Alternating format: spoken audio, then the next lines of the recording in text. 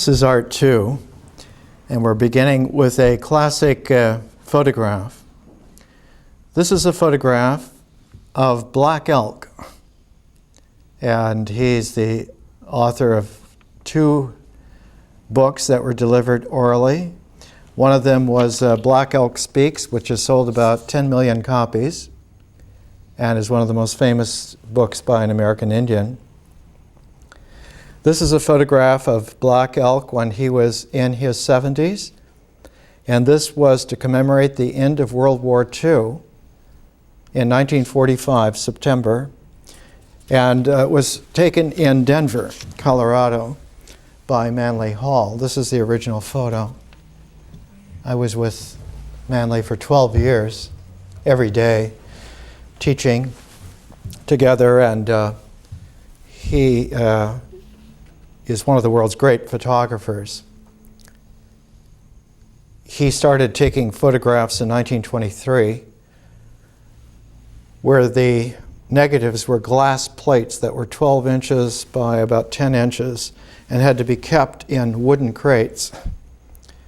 And he took all that equipment with him on a world tour. And he went to the interior of Indonesia, he went to Japan, to China, to Egypt, to Europe, to Greece, every conceivable kind of place, and then went to the Mayan lands in southern Mexico, and had taken several thousand art photographs by the time he took this of Black Elk. He was raised by his grandmother in South Dakota.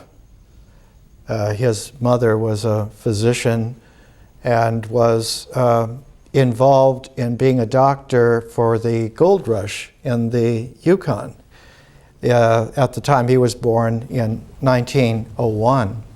And so he was raised by his grandmother, who was very friendly to all the Indian tribes of South Dakota. And so he was raised literally to be partly a white Indian, and partly on the other side to be one of the great cultivated figures in civilized history. We're starting because Art 2 is entitled not downstream applications, but downtwist applications, because we're dealing with something that is more complex than a stream.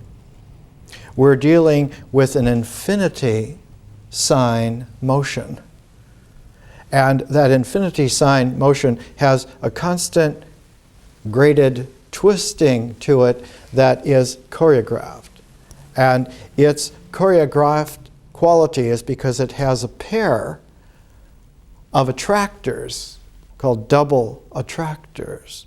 And these double attractors act as if reality were able to freely move, but because there are a pair of attractors, its free motion describes an infinity sign.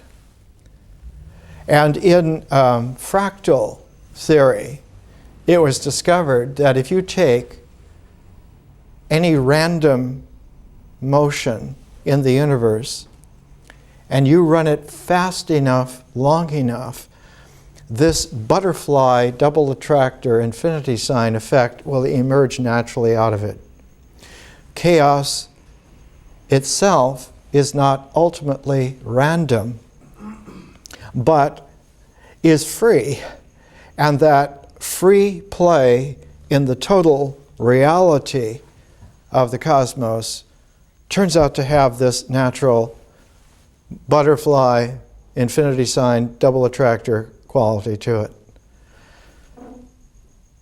Our learning follows freedom, free play.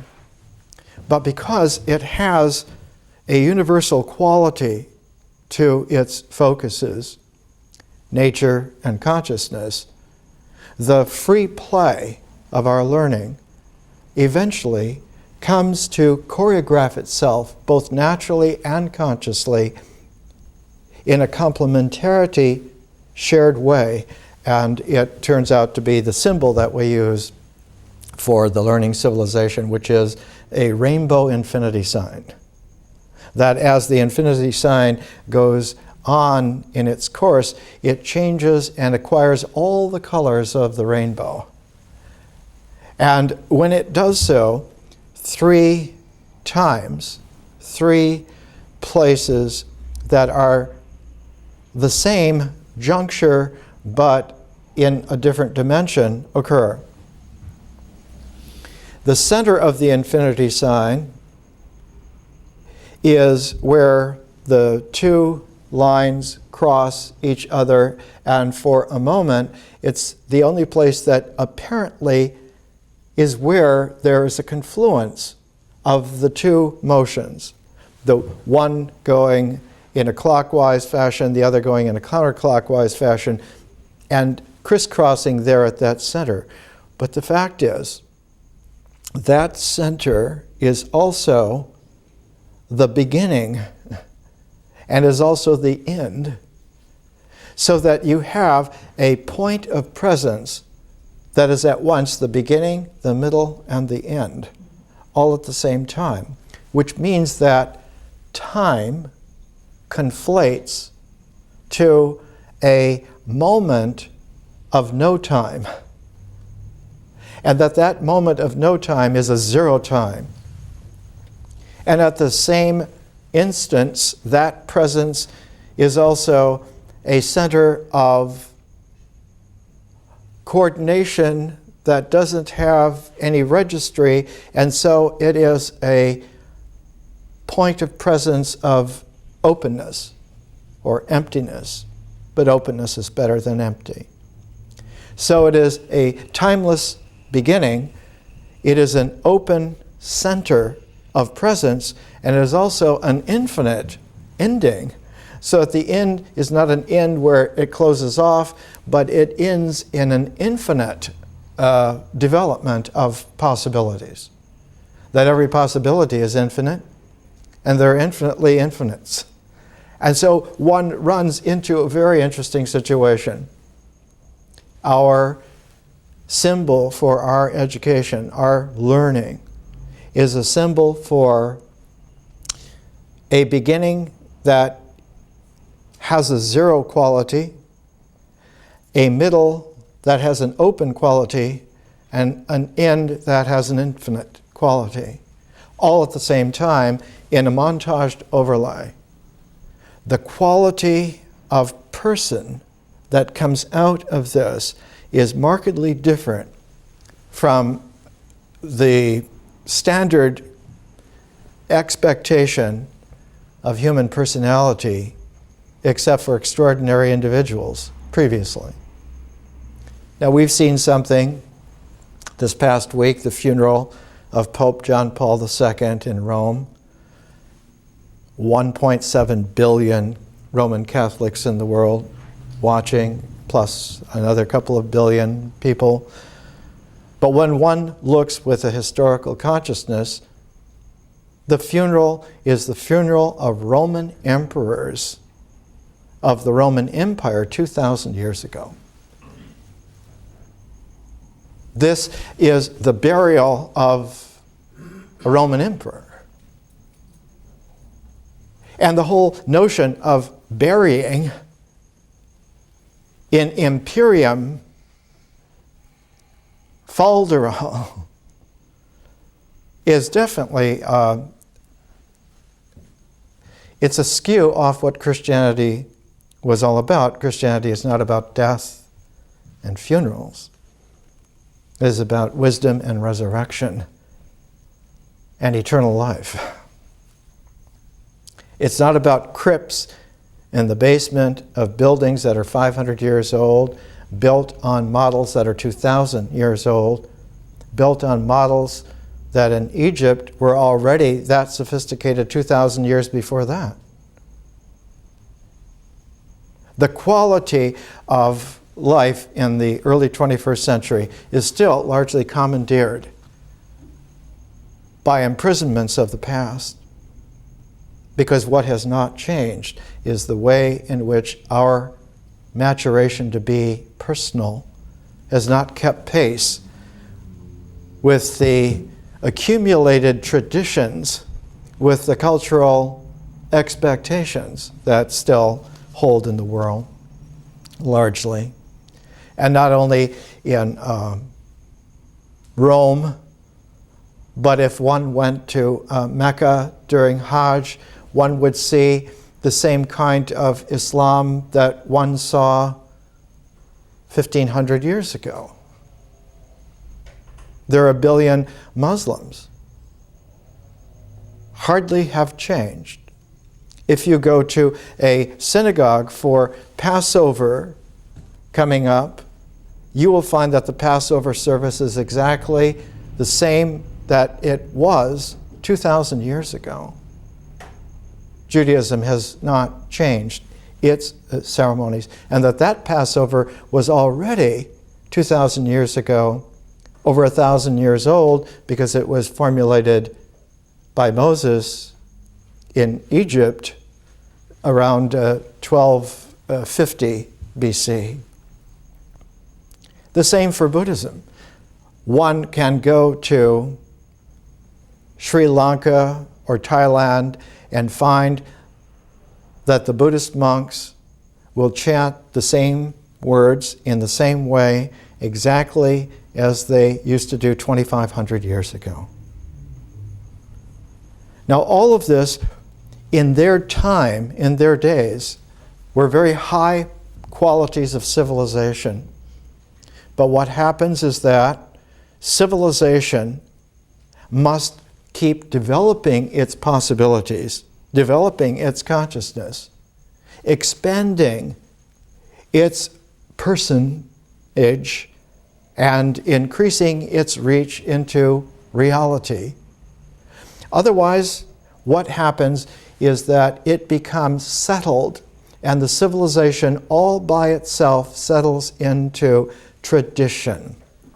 And the tradition level is always one that sustains not civilization, but it sustains a culture. And so civilizations, more than dying, atrophy in a sense and become cultural, tribal. And just because it is a tribe of 1.7 billion people doesn't make it anything more than a culture. Our difficulty is that our capacities are so large now in the 21st century that we need the expansiveness of a civilization that is star system wide in order to give ourselves enough challenge and space for the free play in reality. We are too big to stay in the sandbox of not just one continent, but of one planet. There can be a planetary culture, and that most certainly is a good base, but there needs to be a star system civilization as well. And it's not dependent on there being hundreds of millions of people on different planets in the star system, but that the maturation scope matches this size in order for us to be able to acquire the human-heartedness, the humility, to not consider ourselves impregnably strong and imperially lording it over nature and others. So this is a learning which is in keeping with the way in which our kind for quite a long time now, tens of thousands of years, have kept pace with expanding the amphitheater of free play in reality. One of the qualities of art, as we saw in this photograph of Black Elk, is that the portrait of someone is extremely important. In art, the person only emerges in that particular phase, that particular development. What you have before that is not a person. There can be no portrait of them. On the ritual level, we've talked about figures. One of the ritual things that little children do is they learn to count. They learn numeracy. And the ritual of counting is endemic to rituals. That everything must be counted, every step must be given its little number. And the development of numeracy as a written language precedes the development of literacy as a written language by about 5,000 years. The figuration on the ritual level is developed into the character on the mythic level. And that character on the mythic level is able to integral and become an individuality in the symbolic mind. But as we've talked about, the spiritual person does not have their focus in the figures, in the configuration, or in the individuality, but emerges as like a rainbow of possibility in the art of person making. And so the portrait is a very, very important part of the way in which art looks back upon the artist as the person who is creating this portrait. So one of the things that we're going to try to do is each of us to do a self-portrait over the next 3 months. To find some way, either through pencils or crayons or watercolors or paint or collage or whatever medium you would like, sculpture, whatever it is, to make a self-portrait. It's not necessary to be a great artist. What this is the experience of working with your portraiture. And as you do, that self-portrait will disclose to you a lot of what I am presenting for you here in a way in which it doesn't gel together as an idea of what it's about, but will spread itself out as a calibration of possibilities and different ways to understand. This is a photograph of George O'Keeffe's hands, done by her husband, Alfred Stieglitz, one of the world's great photographers. And you can see the portrait of George O'Keeffe in her hands. The incredible gracefulness. It's almost as if every finger of both hands work together almost as a flow. And one of the qualities that Stieglitz had, he trained himself early on when he was first working with photography. He was one of the first people in the world to do art photographs. Photography is art.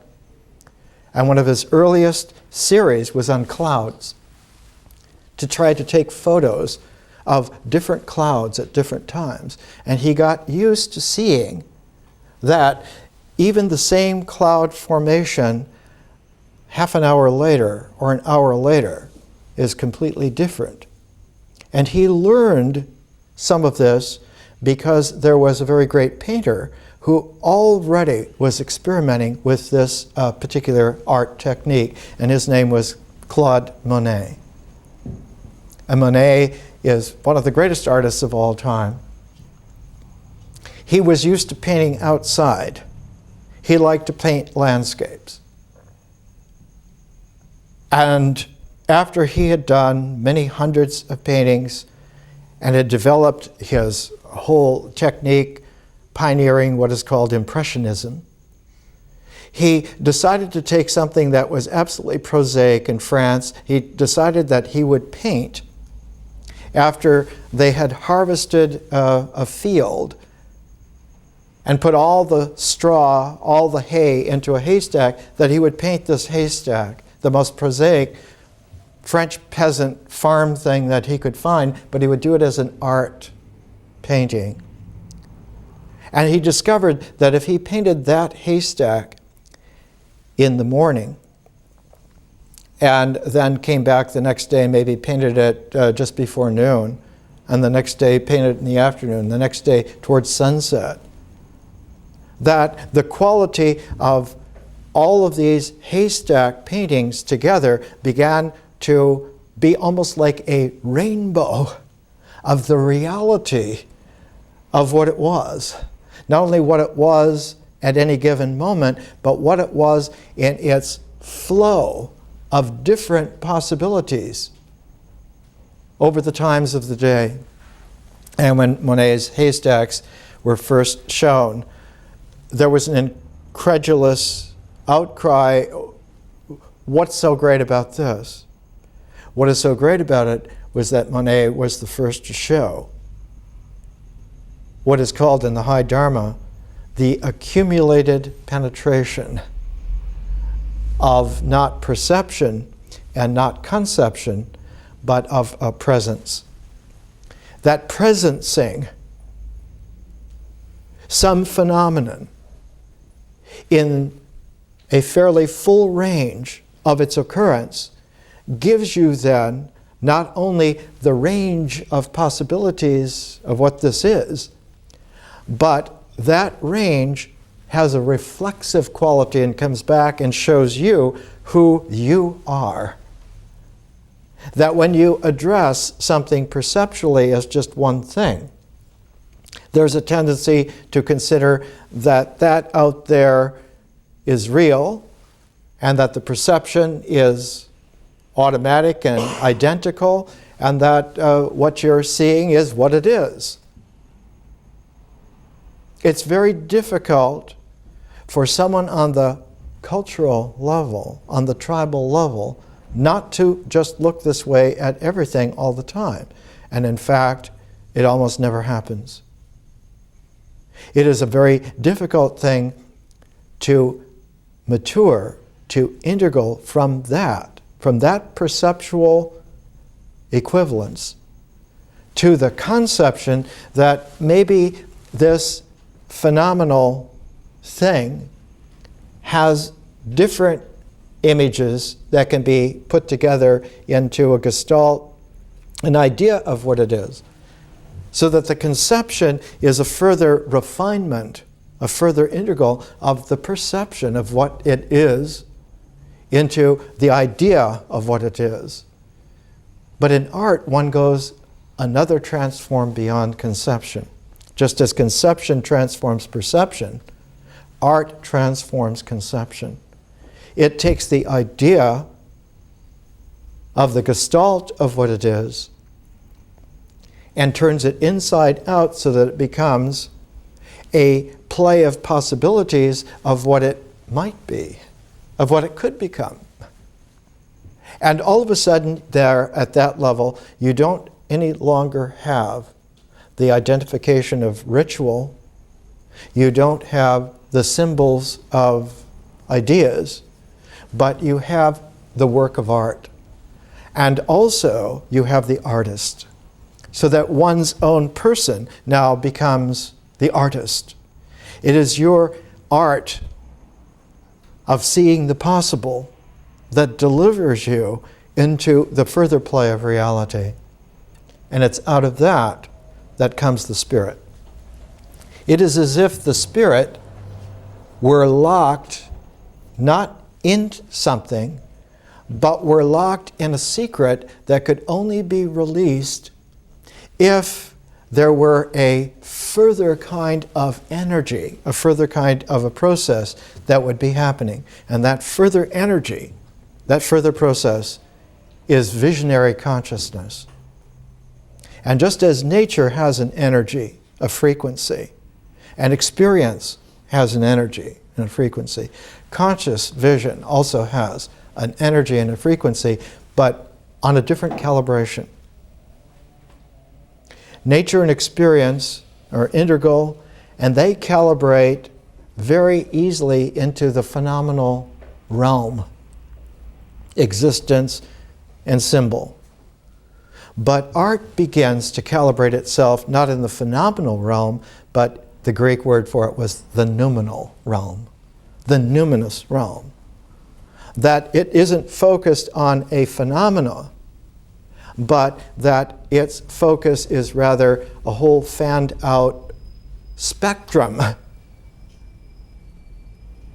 that is based on the noumenon.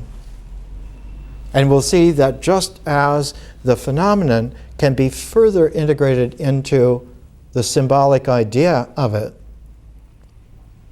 the artistic noumena of the person can be further expanded into a noumena of infinite complexity called the cosmos. So that there are four forms in our learning. There are existential forms, and there are symbol forms. Then there are art forms, and then there are science forms. And one of the biggest difficulties in our time is not only that art is not appreciated, but that science is so sorely misunderstood. And you might know, perhaps you don't, all over the world, people involved in real science are worried because there is such a misunderstanding of science that it is in jeopardy.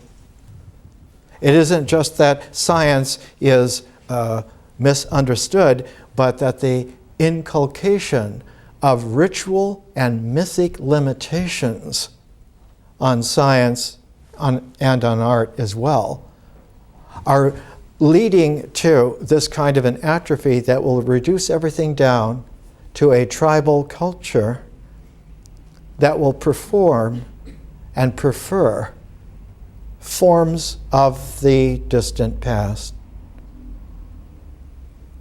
There was a commentator from Europe who said, many people are criticizing the Roman Catholic Church for being too traditional and having too much authority, whereas the fact is that most people in the world wanted to have more authority, more tradition. So we're faced with a situation that where there's not something wrong, but there is a natural atrophying that occurs if conscious vision is not allowed to play in the real. And the first registry of conscious vision playing in the real are works of art. The photograph of George O'Keeffe's hands by Stieglitz is a work of art. Her particular qualities led her through a long life. She lived to be almost 99 years old. And when she was very old, her eyesight was going so that she could not paint very well. And her last great painting was done because she was flying in an airplane to go to an exhibition of this wonderful book that she put out. She was almost 90 years old when she put it out. And the fold out is her last great painting. The reality of being above the clouds. And you can see the artistic quality of Georgia O'Keeffe of being able to open herself out. Someone who had developed her person almost to the nth degree. And one of her most popular icons of her style is to paint the gorgeousness of a flower, the presence of a flower, of a calla lily, or if something like here is two callas, where the folds, the sensual folds, the colors, that these flowers were not symbols of something else, but they were artistic presentations of spirit. That the paintings themselves were spiritual objects and had, as spiritual objects, the ability to presence themselves in the real. So you have here a work of art called Two Jimson Weeds. And they're just weeds that grow out in the American West. Cattle that eat Jimson weeds get tummy aches and do strange things. She made works of art out of the blooms of weeds. And many other ways the work of art has the ability to presence in a spirit form the real play of the energy of consciousness. So that works of art are truly magical. In fact, they are a development of very high magic. Magic is not a ritual activity. Magic is an art expressiveness. And one of the difficulties is that the imperial style of not only 2,000 years ago, but 4,000 years ago, was always the reduction of magic to ritual. So that instead of magic delivering spiritual art forms of the person, ritual delivers mythic characterizations that are largely configured by whoever symbolically controls the rituals. And so one gets locked into a self-repeating limitation. One becomes imprisoned, not so much in a concentration camp, but one becomes imprisoned in a closed cycle that will not allow for the developments of art or science in reality, nor for the developments of history, historical consciousness, nor of visionary consciousness itself. And once vision is cut off, the symbolic mind has no way not to misidentify, and correlates its conceptions always then with the lowest common denominator of the ritual perceptions. It's an inevitable thing. Why is it inevitable? Because the entire ecology of nature, ritual, myth, and symbol is an integral, an integrating mode. That's what it does all the time. And has, in fact, in reality, very little preference to go one way or the other. That is to say, whether its integral will evolve or whether its integral will devolve. And the difference between those two are the difference, it's called in science chirality. That in the universe, free motion can be either right-handed or left-handed, either clockwise or counterclockwise. And there's a microscopic propensity in the natural universe for something to be right-handed, to have a right-handed chirality over the left-handed or the counterclockwise. So that it takes a slight emphasis in order to balance out the natural universal prejudice to one mode of the chirality. And that's why in all wisdom developments in human history, no matter where you are on the planet, the counterclockwise motion was always considered the sacred, the spiritual, because it took a visionary consciousness to realize that conscious ecology initiates itself by going the other way. Not against nature, but into nature in a new way, a new direction, a new capacity. And this was carrying vision, carrying visionary consciousness back into the natural integral. And it takes not a willfulness to do this, not a will. It takes the beginnings of art in order to do this. And so art forms are the first registry where the clockwise and counterclockwise motions have been evened out by our giving the slightest nudge to bring the chirality back into its focus. And when it does, that's what creates the infinite possibility.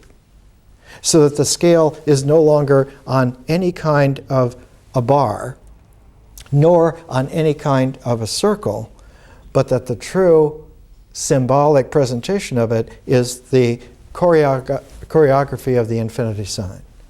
So that works of art really are like an infinity sign that occurs for the very first time at that time. The development of the need to make pictures occurs in all children. If you give little children crayons and paper, they all draw, they all color, no matter where they come from. And they tend more and more to want to make their drawings not limited to just what they see, but how they are seeing it. And so they will draw something, and then they will tell you large stories about what this is and what this does and how it all works together. And after a while, the mythic quality of their experience begins to mature itself, and their minds change. And children that are old enough to start to draw with crayons, for the very first time, they have an emergence of the nascent seed of their person. Whereas before one could see their character, even little tiny babies, one can see their character right away.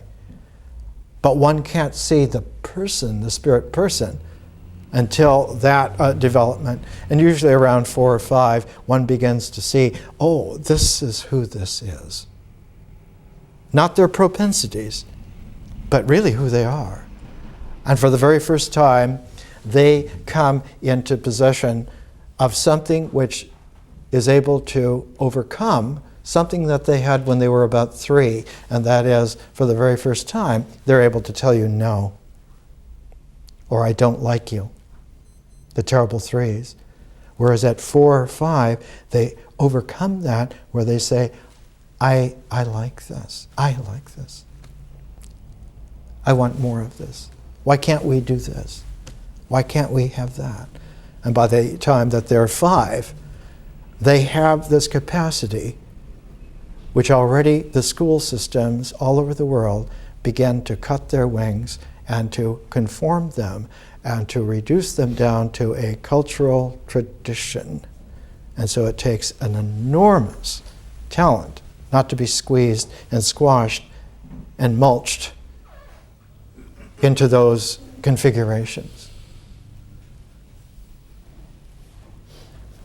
One of the really interesting films of the 1970s was called Steelyard Blues. Donald Sutherland and Jane Fonda, Peter Boyle, a number of them. It's all about a gang of people that won't cooperate with being reduced. And Donald Sutherland at one point says of himself, I'm an outlaw, not a criminal. A criminal does something to do something bad. I'm an outlaw, I'm doing something good for me. Let's take a little break.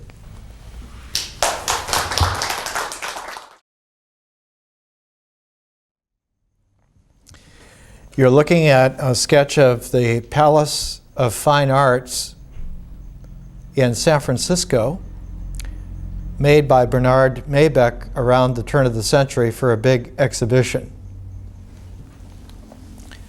The exhibition was because San Francisco had largely been destroyed by an earthquake in 1906 and had to be rebuilt. And in rebuilding San Francisco, they used a model. And the model they used was the energy of rebuilding Chicago. Because in 1871, Chicago had grown so fast that they had put up literally cardboard, pasteboard buildings with facades where just the front of the building was real and the rest of the building was like pasteboard, cardboard. And they had built tens of thousands of buildings like this. And believe it or not, Mrs. O'Leary's cow kicked over a lantern that caught fire and burnt most of Chicago down in 1871. So they had all this energy, all of this business, and no buildings, and so Chicago went into the first great building boom in the world, where they literally rebuilt the entire city within about 10, 15 years. By the time George O'Keeffe went to Chicago, the Art Institute in 1905, Chicago was already 2 million people and was the first place in the world that they built skyscrapers. And the skyscraper, the tall building, is a Chicago creation, invention. One of the developments that allowed for the skyscraper to come in was there was a man there among all the geniuses in Chicago. His name was William Hale, and he's the one who designed the first elevators that could go up 20, 30, 40 stories. And as a proof of his product that he could build elevators for any height of building, he built the elevators for the Eiffel Tower in Paris. They go up 1,000 feet. And this was in the 1880s. His son is one of the heroes of modern science and one of the most esoteric, great astronomers in history. His son was named George Ellery Hale. Here's a little monograph on George Ellery Hale. This was for his funeral. It was published in the International History of Science journal ISIS in 1939. George Ellery Hale died in 1938. This copy was in the library of Dr. Theodore von Karman. Dr. Theodore von Karman is the originator and builder of the JPL, the Jet Propulsion Lab, where all the space stuff is done. And he was a professor at Caltech. And this is his copy. George Ellery Hale was a genius because he introduced a new kind of astronomy. In ancient times, it was astrology. Then, in Renaissance times, it became astronomy, and on into the Enlightenment and so forth. It was always then astronomy. With George Ellery Hale, it changed again and became astrophysics. He's the one who developed the ability to take light, to take photonic frequency of energy called light, and to show how one could infinitely analyze light in incredible arrays that we are still developing in the 21st century. And he did this in the 1890s. And the way he did it was interesting. His father was very rich, and he wanted the son to take over the business, and the son said, you know, I'm interested in building telescopes and instruments. Like he built his own spectrograph when he was 13 years old, one of the first in the world. And so his father built in their backyard an observatory for him and ordered a 12-inch telescope, which at the time was a pretty large telescope in the 1890s.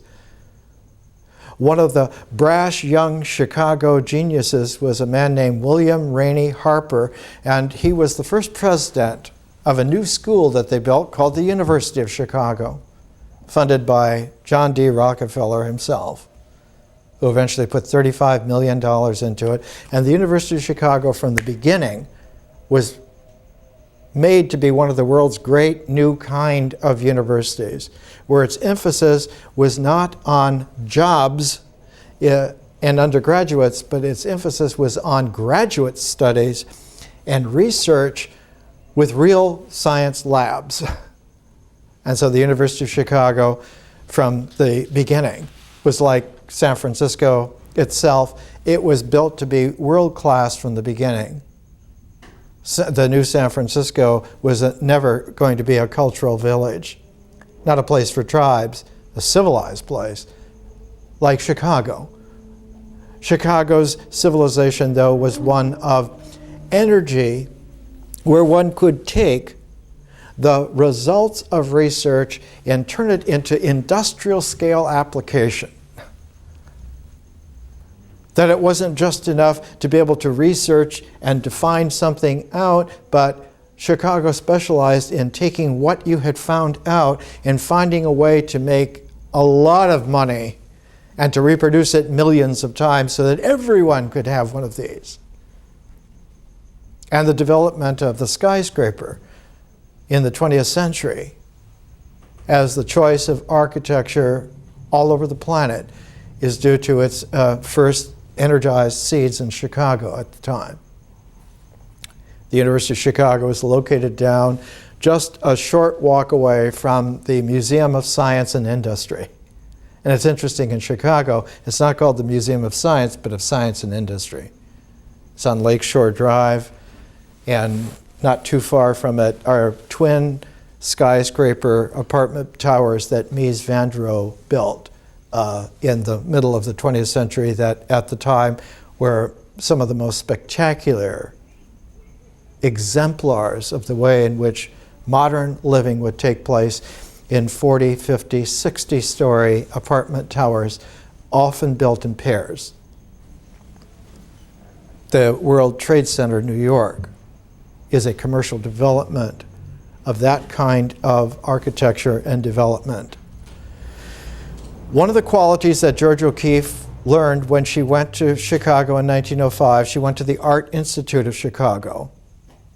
She learned that there has to be a way that you have the freedom to do your own research, that you find out for yourself, and that you can bring back whatever it was that you found out individually, secretly, in your own research, your own personal research, and find a way to show that to the world, to exhibit that to the world. And this photograph by Stieglitz shows the incredible artistic determination of Georgia O'Keeffe as a mature woman. She was an extraordinary individual in that she had two qualities that usually don't occur together at the same time. She was iron-willed.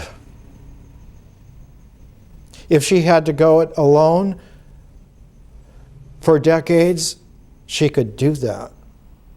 She was also free to play artistically with every conceivable possibility that there is in reality. She was never hemmed in.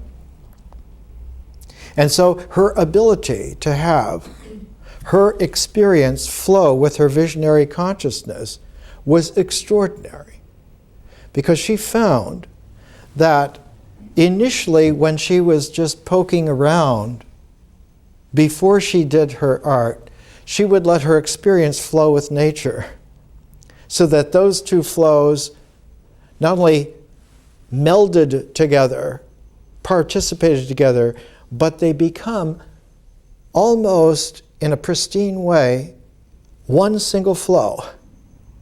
So that later, if you have your nature as a single flow with your experience, when your experience flows with your visionary consciousness, it brings nature along with it.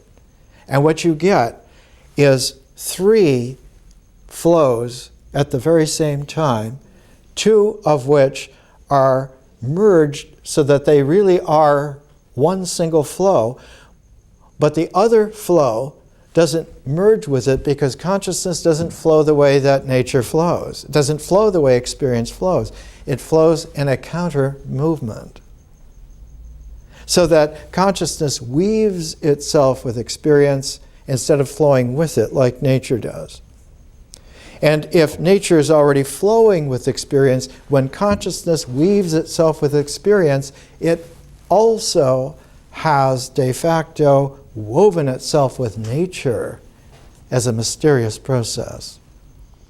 And so Georgia O'Keeffe, one of the great artists of the 20th century, and all the great artists found a way in which they wove their consciousness not only with experience but with nature itself. We talked a little bit about Claude Monet, the development of Impressionism. About the time they were rebuilding Chicago, Monet was discovering that he not only could paint the impressions of nature, not natural phenomena, but the atomic elements of phenomena in their impressions, because he could weave his consciousness with his experience, and it wove with nature itself, and he discovered the harmonic sets of painting. In one case it was haystacks, where he did a whole series of haystacks, and towards the end of a very long life he realized that what he wanted to paint was the complete reality of a lily pond in all of its complete reality. And so Monet spent the last 20, 25 years of his life doing a painting so large they had to build a special building for it, a special room for it. And it wraps around hundreds of feet, and it's Monet's water lilies.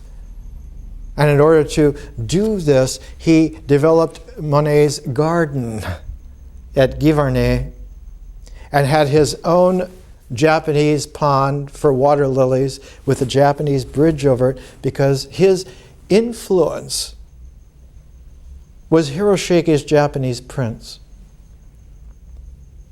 And not only Monet, but Van Gogh, and Debussy, you find all the great artists of the time, just as Georgia O'Keeffe discovered in Chicago, because she saw the great exhibit at the Art Institute of Chicago that Frank Lloyd Wright did of all the Japanese prints in his own collection. He had about 5,000 of them. And he had an exhibit focusing on Hiroshige. And later on in art, we'll take Hiroshige and Frank Lloyd Wright together. Just as later we'll take another pair of artists, Henry Moore and the greatest Chinese artist in the last 500 years, Chipai Shi. So we're going to have artists from every medium. We're going to end with Kandinsky, and we're using Beethoven's music for it. And we're also going to bring in Stravinsky. What we're doing is we're weaving in such a way that you can experience for yourself that if your experience has already flowed together with nature, when your consciousness weaves with your experience to produce art, it will also be weaving de facto with nature, which means then that the existential qualities of phenomena are no longer just magical, but they're naturally magical. They will have a quality where the very phenomenal quality of it, its existence, its existentiality, can have variations. Variations. So that instead of just getting chemistry out of nature, you get alchemy. And so all of existence becomes transformable. This is a very, very high state of art, and one that we're looking to do. We have two projects that we do in art that help us to not only experience this, but to actually do it. One of them we talked about this morning before the break, and that is within a couple of weeks for you to begin doing a self-portrait out of any medium that you want. And towards the end of the art phase, we'll show each other those self-portraits.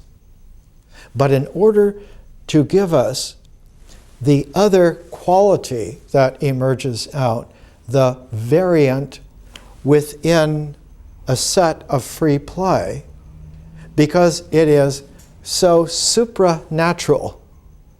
The very figure that we have in our ritual comportment doesn't like it. Our very character in our mythic horizon of feelings and of images and our own character doesn't want to do it.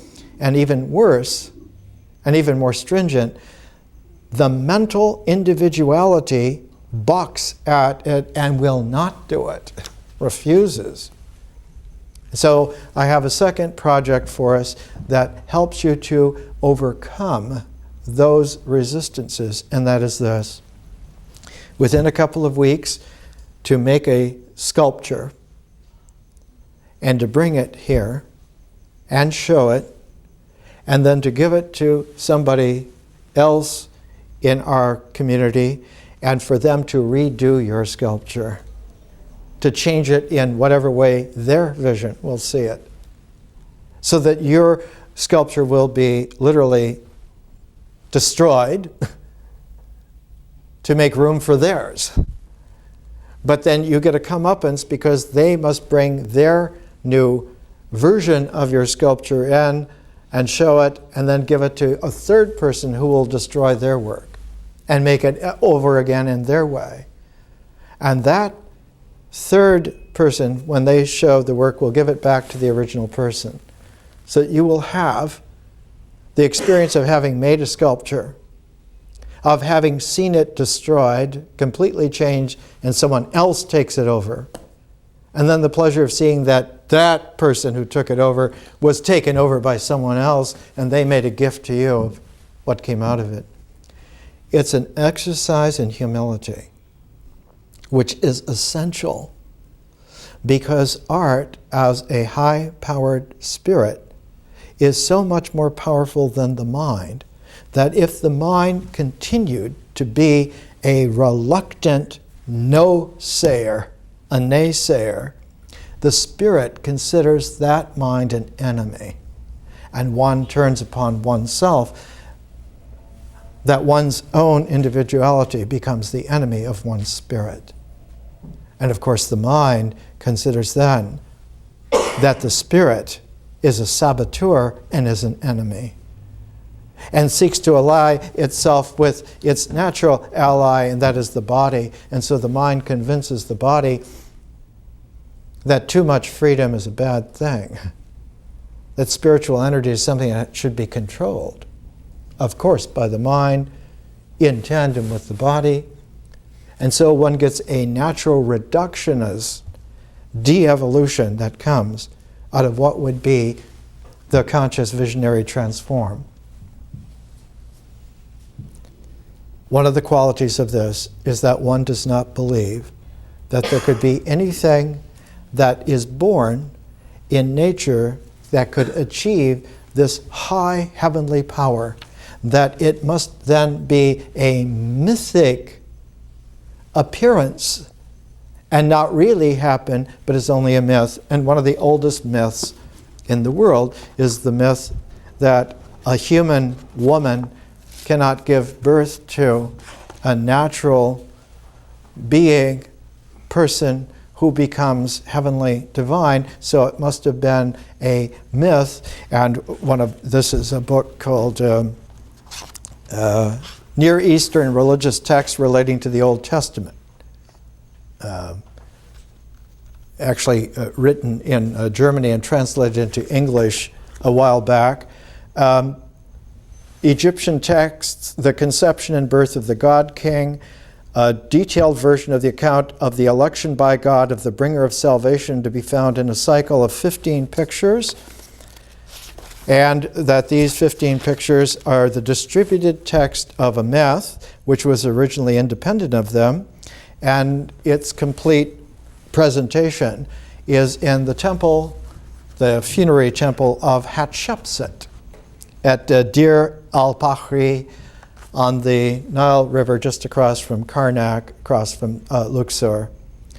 Hatshepsut was the first woman pharaoh.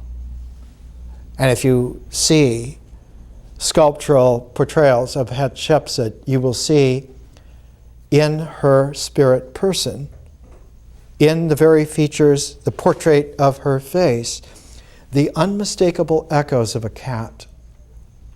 She is definitely a feline woman, and that felineness is not of a tabby cat or a house cat, but of a lioness. That she was a gorgeous, beautiful lioness. And anyone who knows about lions know that the big hunters in the pride are not the males, but the females. It is the lioness who brings down the game, not the maned lions that roar, but the female lionesses who do not do a lot of roaring, but they do the killing. And Hatshepsut has this quality. This myth is all about how the divine God comes and through a special spirit breath impregnates the virgin so that she can give birth to the divine child. Hatshepsut lived 1500 BC.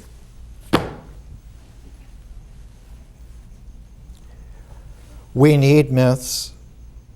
We need the mythic horizon of that experience. It is integral to our reality. But we cannot restuff the powers of art and science and the scale of civilization back into the tribal level.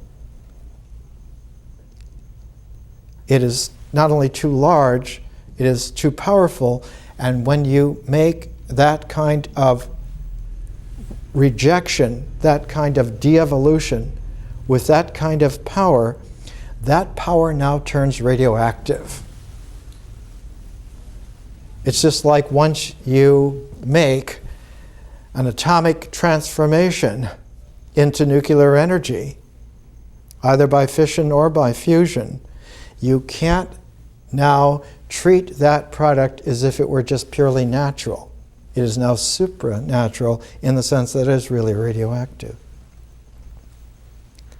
The caution is one that should be held lightly, though, because in this universe, in this cosmos, almost every energy is an energy of radioactivity. It isn't that radioactivity is bad at all. It is the universal norm for high energy.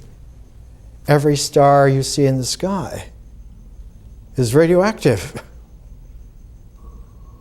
Almost all of the energies that go in between the stars, in between the galaxies, is radioactive.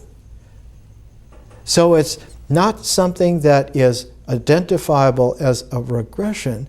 It's that in our kind, once we have matured ourselves, you can't stuff that mature being back into some kind of tribal ritual. That's called black magic. That's a de-evolution. And that poisons not only consciousness, but nature itself.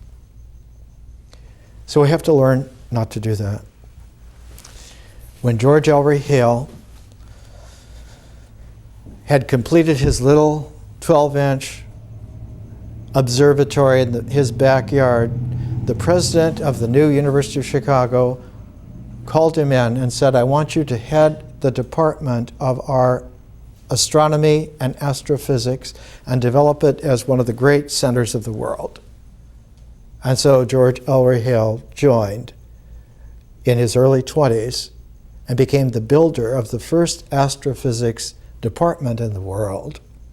And as soon as he got to the stage where he could show people what he was doing, money poured in, talent poured in, and the University of Chicago built a new observatory in southern Wisconsin on Lake Geneva, Williams Bay, called Yerkes. It was about 25 times the size of the Kenwood Hale Observatory on the University of Chicago's campus. He was so successful at Yerkes that more money and more talent poured in, and he became the builder of the Mount Wilson Observatory just outside of Pasadena, where instead of a 12-inch telescope or a 30-inch telescope, he built a 100-inch telescope, the Mount Wilson telescope, which was by far the largest in the world, ever even conceived of. And then when he was finished building Mount Wilson, he conceived of a 200-inch telescope that was built at Mount Palomar. So in one lifetime, George Ellery Hale went from a private little telescope that was about an inch toy to building the world's largest telescope at the time. It was finished. It was so enormous that it took 10 years after he died to be finished, and its grand opening was in 1948. There's a famous photo taken of the grand opening. The floor of Mount Palomar's observatory was covered with chairs of all the famous people of the time, and because it was Southern California movie stars, everybody there. And in the background, one just sees the massive footings of the instrument that held the massive telescope. And the dome of Palomar was so huge that it was like a cathedral, larger than St. Peter's in Rome. And it now is dwarfed by telescopes, not only like the Keck twin telescopes that are 10 meters in diameter, 350 inches. But in northern Chile, the European community has built 4 telescopes that are not only larger than the Keck telescopes, but they are calibrated so they work together as one Gestalt instrument. And with the VLB, those 4 telescopes working together, we are able to look back 13 billion light years, almost to the beginnings of light itself in the universe. Light first emerged in the universe after 300,000 years. Before that, all energy was in a form called a plasma. There were no things like particles that joined together to make atoms. And in that plasma blur, out of that, there were just slight bumps in it. And those slight bumps created wave fronts that eventually separated and made the particles that came together and made atoms, and the atoms that came together and finally made interstellar clouds of gas, and they came together and made stars, and they came together in their birth and made galaxies, and the whole foamic structure of galactic universe is all expansions of what was there in the original plasma.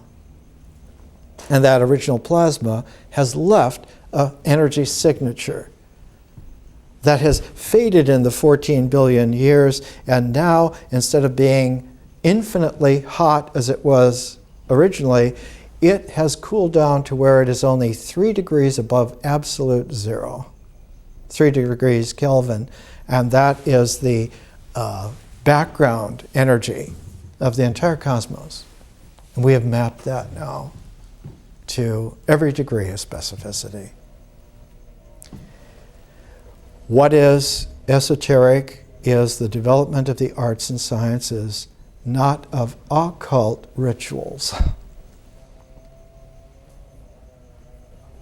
If you think that candle burning is powerful, you should see a galaxy that is about 20 times the size of ours, that has such a supermassive black hole at its center that it spits out energy almost at the speed of light along both axes, and that energy that spits out goes out more than 100 light years in both directions, and we pick that up now.